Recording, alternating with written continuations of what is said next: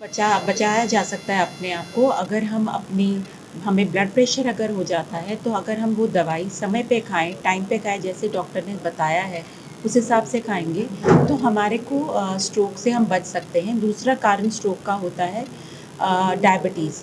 Diabetes को अगर insulin levels को कंट्रोल में रखा जाए तो भी हम स्ट्रोक से बच सकते हैं। तीसरा कारण होता है मोटापा। मोटापे के अंदर भी अगर हमारे को दवाई दी जाती है, स्टैटिन्स दिए जाते हैं जो न्यूरोलॉजिस्ट आपको प्रिस्क्राइब करते हैं, वो टाइम पे लिए जाएँ, समय पे लिए जाएँ और जिस तरह से बताया गया है दवाई को उस हिसाब से लिया जाए तो भी हम स्ट्रोक से बच सकते हैं। एक और कारण होता है कम फिज़िकल एक्टिविटी करना, कम चलना फिरना, कम घूमना, उससे मोटापा भी बढ़ता है, बीपी भी होता है और डायबिटीज़ होने के भी उससे चांसेस बढ़ जाते हैं। इसलिए हमें ज़्यादा से ज़्यादा चलते फिरते रहना चाहिए, सैर करनी चाहिए, हल्की फुल्की एक्सरसाइज करते रहना चाहिए ताकि हमारा स्ट्रोक का कारण ना बन सके ज़िंदगी के अंदर। नमस्कार। आज department of neurology Christian medical college की तरफ से एक प्रेस कॉन्फ्रेंस हमने अरेंज किया है। इंडिया में मेडिकल रिसर्च के मेन ऑर्गेनाइजेशन है Indian council of medical research, ICMR हम कहते हैं। ICMR department of health research, ministry of health and family welfare एक गवर्नमेंट ऑर्गेनाइजेशन है।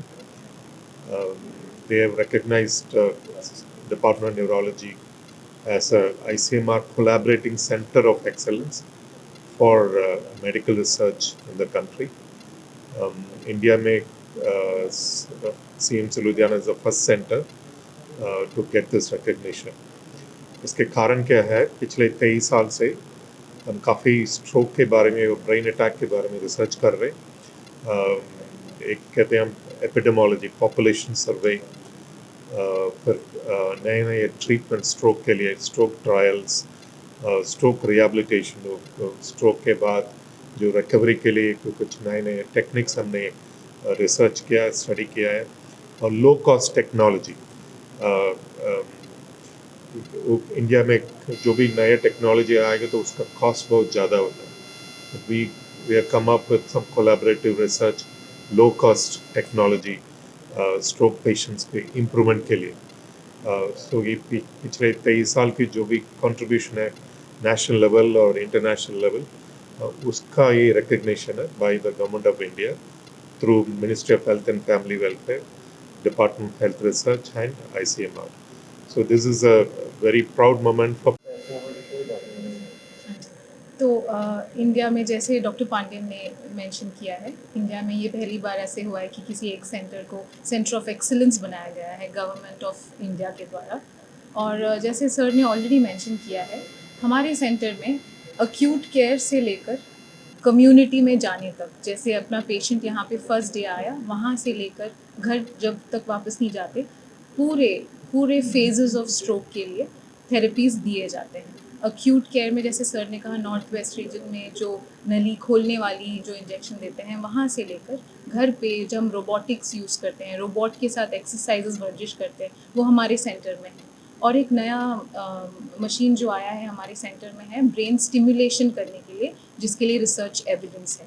तो ऐसे नए नए तकनीक हैं जो इंडिया में बहुत कम जगह पे होता है, जो हमारे CMC फैसिलिटी में अवेलेबल है। इसके अलावा रिसर्च का काम काफ़ी होता है, रिहैबिलिटेशन जो एक्सरसाइजेस कराना होता है स्ट्रोक अधरंग के पेशेंट्स के लिए, वो भी लो कॉस्ट, बहुत कम कॉस्ट में हम लोग प्रोवाइड करते हैं रिहैबिलिटेशन। हॉस्पिटल के अंदर भी दिया जाता है और घरों में भी हम एडवाइस करते हैं कि कैसे करें, और उनको जो भी फॉलोअप में एडवाइस देना होता है तो हम फ़ोन कॉल पे टेली रिहैबिलिटेशन के द्वारा देते हैं।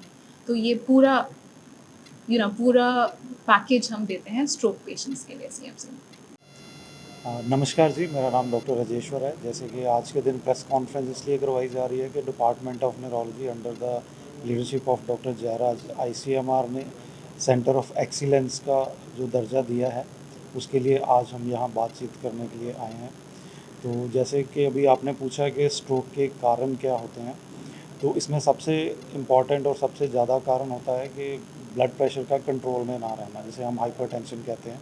उसके बाद आ जाता है डायबिटीज़, हार्ट की प्रॉब्लम्स, कोलेस्ट्रॉल का बढ़ना, स्मोकिंग, अल्कोहलिज्म। तो ये कॉमन कारण हैं जिनकी वजह से स्ट्रोक का अटैक आता है, ठीक है। और इनमें से ज़्यादातर जो कारण होते हैं उनको हम रोकथाम कर सकते हैं।